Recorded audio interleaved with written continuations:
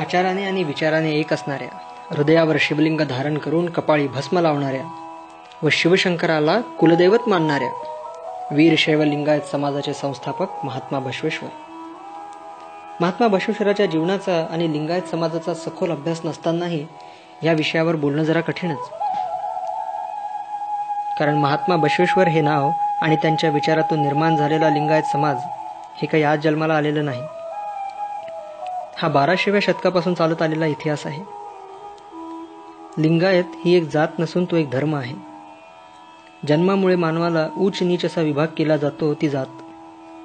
जन्मल्यापासून सर्व समान आहोत अशी घोषणा करून कोणतीही जात, वर्ग, वर्णभेद न मानता जातीविरहित धर्माची आसक्ती असणाऱ्या सर्वांना दीक्षा संस्कार मिळवता येणे असे सांगणारा तो धर्म. या धार्मिक संस्कारामुळे व्यक्तीने मिळवलेली योग्यता, पात्रता यामुळे तो श्रेष्ठ अगर कनिष्ठ मानला जातो असे सांगतो तो धर्म. लिंगायत धर्मात जन्मामुळे कोणीही उच्च नीच असे मानत नाही. विटाळा विन पिंडास नच आश्रय असे सांगून असा बोध दिला आहे की गोत्र नाम पुसता गप्प का बसता, शीर खाजवता भूमिका गिरवता, गोत्र मदार चन्नैया गोत्र डोहार ककैया, ऐसे सांग ना हो कुडल संगमैया. हे विचार मांडणारे महात्मा बसवेश्वर यांचा जन्म सन 1105 साली इंग्लेश्वर, जे आज कर्नाटकातील बिजापूर येथे आहे, तेथील शैव ब्राह्मण कुटुंबात झाला. महात्मा बसवेश्वर हे कर्नाटकातील संत व समाजसुधारक होते. त्यांनी हिंदू धर्मातील जातीय व्यवस्थेविरुद्ध व अन्य हानिकारक प्रथांविरुद्ध संघर्ष केला. त्यांनी निर्गुण निराकार एकाश्वरवादी श्रद्धेचा पुरस्कार केला. काय कवे कैलास म्हणजे कर्म हेच कैलास आणि माणूस हा त्याच्या जन्माने नव्हे तर समाजात केलेल्या कर्माने मोठा होत असतो अशी शिकवण त्यांनी समाजाला दिली. महात्मा बसवेश्वरांना परिवर्तन हे व्यक्तीच्या अंतःकरणातून घडवून आणायचे होते. त्यासाठी एक नवीन जीवन पद्धती त्यांनी दिली, जेथे शोषण नाही, गरीब श्रीमंत, उच्च नीच, श्रेष्ठ कनिष्ठ असा कुठलाही भेदाभेद नाही, कुठल्याही प्रकारची विषमता नाही, जाती जमातीमध्ये भेद नाही, कर्मकांड नाही. अशा प्रकारची जीवन पद्धत महात्मा बसवेश्वरांनी आपल्या अलौकिक विचारधारणेतून अस्तित्वात आणून दाखवली. महात्मा बसवेश्वरांच्या क्रांतिकारक द्रष्ट्या सामाजिक न्याय देणाऱ्या आणि बुरसटलेल्या सनातनी, कर्मठ, अन्यायमूलक व स्वार्थपरायण मानसिकतेला प्रखर विरोध करणाऱ्या निर्भय विचारसरणीचा प्रभाव समाज मनावर पडला.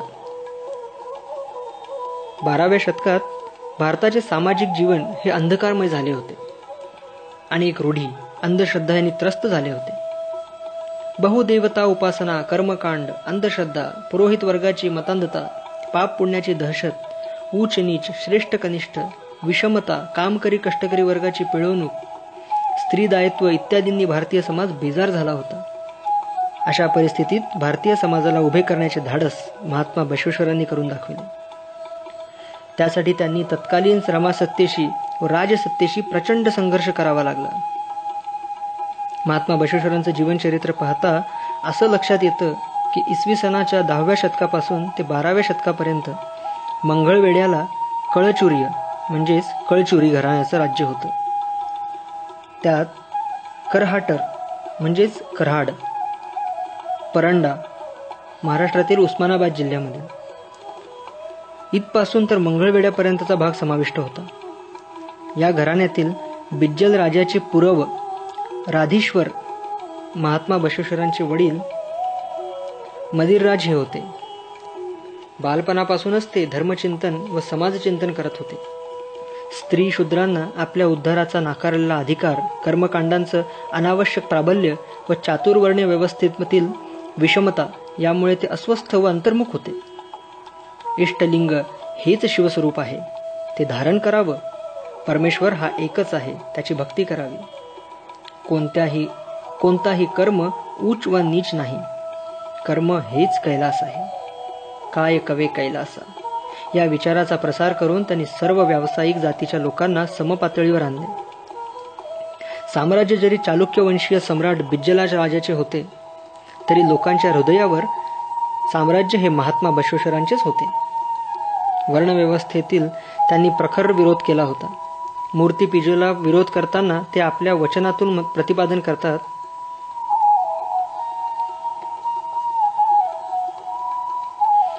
दगड मातीचे देव नाही सत्य, धातू झाड अनित्य देवते काय. सेतू बंध आणि काशी रामेश्वर, निव्वळ भूमीवर देवते काय. तिरुपती केदार गोकर्ण श्रीशैल्य, तिथे वसे वैफल्य देवते काय. आपण जाणीचे थोर, मी कोण सत्वर जाणूनी घ्यावा. कुडल संगम देवा साक्ष एक यास, जाणून घे खास दैवत्व त्यास. पुढे महात्मा बसवेश्वर प्रतिपादन करतात, लाखांनी घडली मूर्ती ती पतळे, दैवत्व कैसे अग्नीत वितळे. गरजेनुसार जे जाती विकले, त्यास सांगा का देव मानू. महात्मा बसवेश्वरांनी आपल्या अलौकिक विचारधारणेत वचनरूपाने अवतरलीत. एका नव्या धर्मक्रांतीला जन्म दिला. धर्म हा जीवनात उतरला पाहिजे. धर्म म्हणजे जगण्याची आणि आचरण करण्याची पद्धत. आचरणाला महात्मा बसवेश्वरांनी प्राधान्य दिले. चाले तैसा बोले याचे मूर्तिमंत उदाहरण म्हणजे महात्मा बसवेश्वर. महात्मा बसवेश्वरांनी धर्माच्या भिंती पाडून लिंगायत समाजाची मुहूर्तमेढ रोवली. लिंगायत धर्मात कुठल्याही जातीच्या व धर्माच्या लोकांस येण्यास बंधने ठेवली नाहीत. बुद्धिवादी आणि सत्सद विवेक बुद्धीने विचार करू शकणाऱ्या प्रत्येकाला जातीपातीची बेडी तोडून गळ्यामध्ये शिवलिंग धारण करून आणि माणुसकीचा धर्म सांगणारा, अर्थ सांगणारा लिंगायत शिवशरण म्हणून वावरण्यास मुभा मिळवून दिली. असा हा सर्व धर्म समभाव सांगणारा लिंगायत समाज त्या काळातल्या लोकांना रुचणारा नव्हताच. महात्मा बसवेश्वरांना ह्यासाठी बरीच टीका आणि कष्ट सहन करावे लागले. लिंगायत समाज आणि ह्या समाजाचे ग्रंथ, विचार मिटवून टाकण्यासाठी त्या काळात धर्मरक्षक म्हणून घेणाऱ्यांनी तलवारीचाही वापर केला. पण हा समाज, या समाजाचा पाया असलेले ह्याचे ग्रंथ, वचन साहित्य आणि विचार वाचवण्यासाठी महात्मा बसवेश्वरांच्या अनुयायांना सुद्धा तलवारीचे उत्तर तलवारीने देत ह्या समाजोपयोगी ग्रंथाचं रक्षण करण्यासाठी वेळप्रसंगी प्राणाचीही आहुती द्यावी लागली. असे हे महात्मा बसवेश्वर.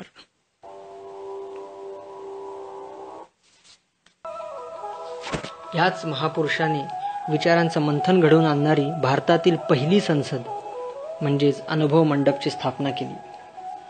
त्याच महापुरुषाच्या सन्मानार्थ भारताचे तत्कालीन राष्ट्रपती APJ अब्दुल कलाम यांनी 28 एप्रिल 2003 रोजी नवी दिल्ली येथील भारतीय संसद परिसरात त्यांच्या प्रतिमेचे उद्घाटन केले.